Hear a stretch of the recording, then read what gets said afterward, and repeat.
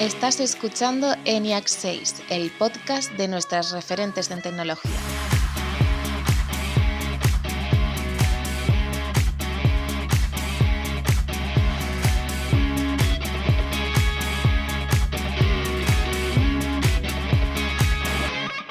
Hola de nuevo, no sé si me estáis escuchando en el metro, en el coche, en el baño o a punto de iros a dormir, pero si vuestro caso es el último, me viene de lujo porque quiero empezar este programa contándoos una historia. La protagonista de la historia se llama Timnit Gebru. ¿Os suena?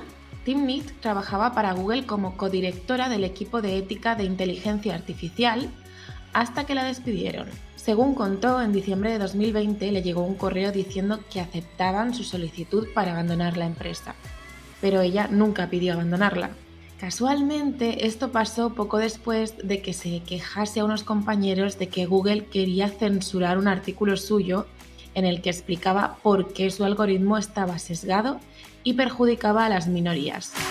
Como os podéis imaginar, esto fue un escándalo. Google despidió de mala manera a una reputada científica afroamericana. Una empresa donde más de la mitad de los cargos directivos son hombres blancos. Y lo hizo porque ella levantó la mano para señalar graves fallos. Lo curioso es que fue Google quien la fichó a ella para hacer precisamente eso. Cuando la contrataron, Timnit ya había publicado un artículo científico que demostraba que los sistemas de reconocimiento facial funcionan peor si eres mujer o negra. Concretamente, el margen de error para un hombre blanco es del 1%, mientras que para una mujer negra es del 35%. ¿Qué pretendía que hiciera Timnit en su compañía entonces? Pero bueno, con Google o sin él, Timnit no se queda de brazos cruzados. El pasado diciembre lanzó su propio centro de investigación para estudiar los daños que causa la tecnología en grupos marginados. Iba a contar con un equipo formado por ingenieros y por humanistas.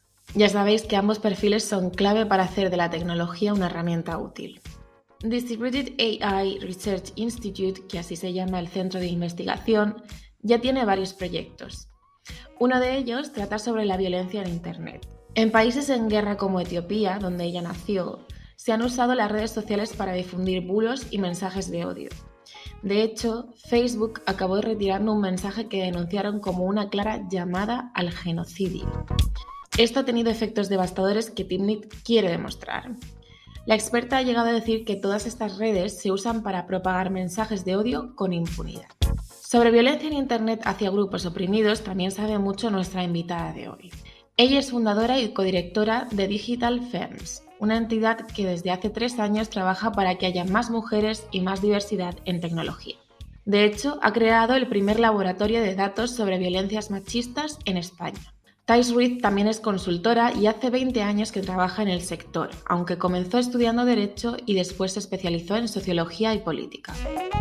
Hola Thais, bienvenida a ENIAC 6. Hola, ¿qué tal? Pues lo primero con lo que quería empezar es resolviendo esa pequeña duda, ¿no? De qué te hizo pasar de estudiar Derecho a trabajar en marketing digital y en general en el ecosistema digital. Lo explico porque es una cosa como muy de viejuna y de boomer. Todas las personas que estaban vinculadas a la gestión de proyectos culturales o a las políticas públicas culturales, cuando íbamos a Francia y nos fijábamos en el modelo francés, incluían Internet. O sea, imagínate. Y bueno, pues una cosa me lleva a la otra. Empecé a trabajar en una empresa que gestionaba proyectos culturales y abrieron un departamento de Internet. Y me pareció magia potagia. Y entonces dije, yo me quiero dedicar a esto toda mi vida. Entonces esa ha sido un poco la trayectoria. Empecé un poco por casualidad, como casi todo en esta vida. Y la verdad es que estando ahí, una empresa muy concienciada con el problema de la brecha de género, y así fue como fundamos Digital Femmes. Cuéntanos un poco en qué consiste. Digital Femmes empezó con un proyecto que nace de buscar datos, hacer un fact-checking, que diríamos, y no encontrarlos, ¿no? Es decir, ¿cómo es posible que no existan datos accesibles, googleando acerca de una temática tan no sé, preocupante y presente como la violencia machista, ¿no? Las violencias machistas. O sea, surgió un poco como curiosidad para ser compartida abiertamente a través de Internet con todo el mundo que quisiera, para negar lo que otras personas estaban diciendo acerca de los datos que no estaban fijados en ningún lugar, ¿no? O sea, es un poco como un fact-checking, casi te diría yo también. Tenemos que argumentar las cosas que nos parecen que no son justas, correctas, a través de datos, porque si no, no tenemos a dónde agarrarnos, porque puede ser percibido como una opinión. Y empezamos con este proyecto. Este proyecto nos llevó a pensar que teníamos que tener los datos en formato abierto y entonces construimos un repositorio de datos abiertos con perspectiva de género, que es un proyecto que vamos a lanzar ahora en febrero. Así empezó una de las líneas de servicios que desde Digital Femmes hacemos, ¿no? O sea, aparte de hacer activismo y campañas donde comunicamos o trabajamos proyectos con datos y los transformamos en algo inteligible para la gente, dijéramos, de la calle, pues empezamos esta línea de data, voy a decirle data feminist, pero en realidad es datos con perspectiva de género. Y empezamos a ver que realmente lo que hace falta también en nuestro sector tecnológico, donde hay una brecha de género muy grande en general y en específico ya con los puestos técnicos, empezar a trabajar dinámicas para poder generar mayor inclusión. Ahí hemos iniciado pues una serie de acciones, como por ejemplo desarrollar un programa que se llama tecnólogas.org, donde ayudamos a mujeres que son tecnólogas a desarrollar skills para poder mantenerse con la cabeza bien alta y con seguridad en las empresas tech. Uno de los proyectos que creo que es el primero que has mencionado, ¿no? Es Datos contra el Ruido y es el primer laboratorio de datos sobre violencias machistas en España. ¿Nos puedes contar un poco como ejemplo, ¿no? de esos proyectos que desarrolláis, qué habéis conseguido y cuál era el objetivo? Datos contra el ruido empezó como una respuesta a un gran interrogante y nuestro objetivo era precisamente conseguir unificar, crear una metodología donde pudiéramos transformar esa información estadística en información gráfica entendible para todo el mundo, donde lo que las personas que no tienen ni idea pueden aprender, cambiar la concepción con fuentes oficiales, a partir de datos de fuentes oficiales, acerca de cuál es la situación real de las violencias machistas. Por ejemplo, si yo te digo que en España el 8% de todos los delitos que se denuncian son delitos sobre violencias machistas, pues vas a tener más claro cuál es la dimensión de este problema, por ejemplo, y alertar de que con Big Data, debidamente modelado, puedes obtener información muy clara para poder explicar la situación que existe. Sin esto ya no puedes hacer nada. O sea, lo primero que necesitamos es saber cuál es la situación. El impacto que nosotros perseguíamos era demostrar cómo con Big Data, trabajado con una perspectiva de género, la información que obtienes te va a dar una visión mucho más amplia que no solo si trabajas con los datos oficiales estadísticos. Por ejemplo, si las violencias sexuales que se producen en la vía pública, en el dataset,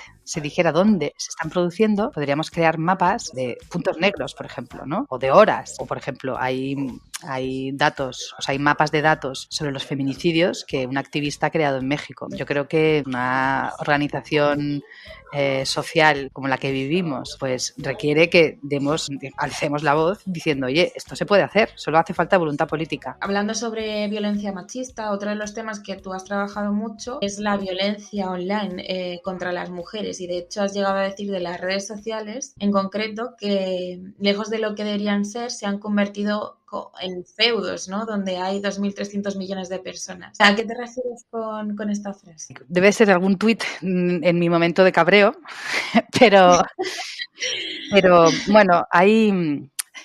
Sí. O sea, por ejemplo, ¿cómo es posible que si un fiscal denuncia a X persona por hate speech en las redes sociales, cómo es posible que este mismo criterio no se aplique a todas esas mujeres que cada día tienen que cerrar sus cuentas y ponerse un candadito porque no pueden participar en conversaciones públicas, porque las mismas plataformas no tienen interés o voluntad para poder cambiar esta dinámica? Quien cede un espacio para la interacción debe de tener protocolos para poder evitarlo, ¿no? Y nos encontramos en un momento que si la sociedad civil no ejerce presión, nadie va a hacer nada para cambiarlo, porque los que tienen estas plataformas tienen unos negocios que les funcionan muy bien y si nadie se queja, pues ¿para qué van a cambiar? El tema de la violencia y el tema de la anonimidad y el tema de la libertad de expresión y del hate speech, esto es un temazo. Tenemos que llegar a un acuerdo, tenemos que llegar a un contrato social. Por eso es tan importante trabajar los datos con perspectiva de género, porque es la única manera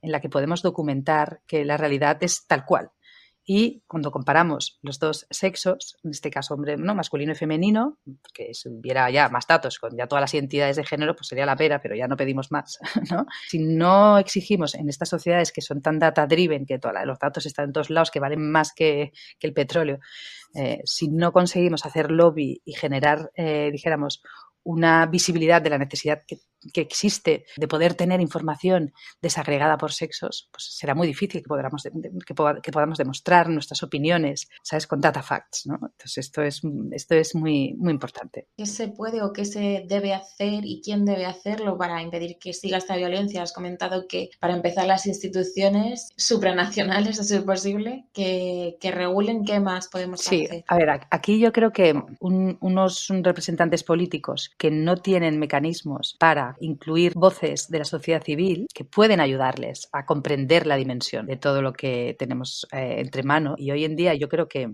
hay muchas organizaciones de derechos humanos que están incluyendo ya la parte, o sea, derechos humanos digitales en su scope de acción, que están intentando articular maneras para que esta sociedad civil pueda explicarle a estos representantes políticos cuál es su visión del asunto, ¿no? O sea, el hate es, ¿cómo se puede frenar? Bueno, pues los señores que tienen las plataformas tendrán una manera de verlo que seguro que tienen razón en muchas cosas, ¿vale? Pero igual te falta también, en términos UX, el punto de vista del usuario, ¿sabes? Sí, que se cuente también con los usuarios a la hora de hacer esa legislación. Si nos vamos a los data facts, yo te digo que ha incrementado un 76% el número de agresores sexuales que tienen entre 14 y 17 años en España en los últimos 5 años. ¿Cómo se te queda el cuerpo? Yo creo que esto seguramente tiene que ver con visionar imágenes de violencia sexual contra las mujeres. Ahora se me acaba de ocurrir la tercera situación de mayor violencia que yo creo que existe en Internet, que tiene que ver con el porno, ¿no? Y es que alguien se ha inventado en un repositorio que está en abierto para montar un programa de inteligencia artificial donde puedes cambiarle la cara de una actriz porno o un personaje que sale en un vídeo porno, y le puedes cambiar la cara con cualquier fotografía. Te lo enseñan, pero si lo quieres tener, tienes que pagar. ¿Qué tipo de negocio es este? ¿Cómo puede ser que esto sea legal? ¿Sabes? Sí, que puedes sexualizar a cualquier mujer y no tiene ninguna consecuencia. O sea, sí que creo que tiene que haber también unos límites. Nadie tiene interés en regular esto, todas estas cuestiones que hemos ido viendo, porque es muy complicado meterse en ese vergel. Entonces tiene que ser una gran agrupación de responsables políticos que asuman esto. Siguiendo con lo que se puede hacer al respecto, otra de las cosas que tú también has comentado es que había muy pocas, un 8% de mujeres que generaban software. Al final, que si hay menos mujeres tecnólogas, pues la tecnología que se crea también tiene ese sesgo, ¿no? ¿Cómo podríamos mejorar esta representación? Las acciones a largo plazo son más difíciles de medir también, pero tienen que ver con romper estereotipos, ¿no? O sea, romper estereotipos de género y generar referentes. En los últimos 4 años, yo creo que también tiene que ver con esta ola del feminismo, ¿no?, que hay, sí que se ha tomado y se están empezando a tomar medidas para intentar romper estos estereotipos de género y generar referentes. Este run, las tías que tienen ahora 10 años, cuando tengan de aquí 10 años 20, probablemente se encuentren, si lo hemos hecho bien, podremos ver que hemos roto los estereotipos, hemos hecho más accesible el acceso a las carreras STEM, ¿no?, que más o menos está como un 18% en España. Veremos cómo se licencian, porque aunque haya un 18% de matriculadas en carreras STEM, me parece que luego se licencian el 12%, o sea, hay un drop-off, hay gente que se queda por el camino, ¿no? Eso es como más a largo plazo. Pero a corto plazo, lo que podemos hacer para intentar que hayan más mujeres en entornos tecnológicos son, para mí, las campañas de visibilidad, campañas de opinión, advocacy, campañas, comunicación, dar la tabarra, un día, otro día, unas, las otras, las primas, las vecinas, o sea, cada una en su campo. Cualquier asunto que nos parezca injusto y denunciable, campañar. Y los medios digitales nos ayudan para esto mucho. Para terminar, para ayudar a este propósito de visibilizar a más referentes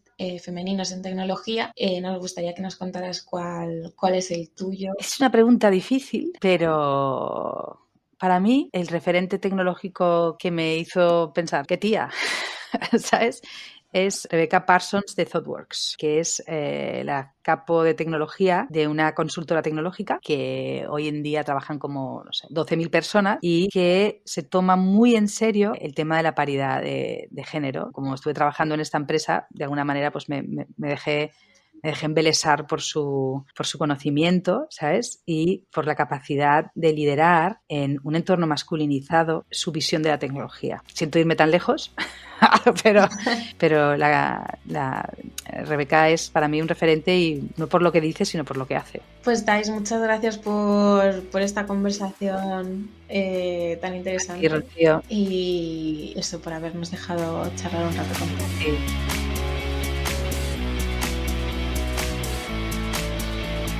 Pues hasta aquí hemos llegado hoy.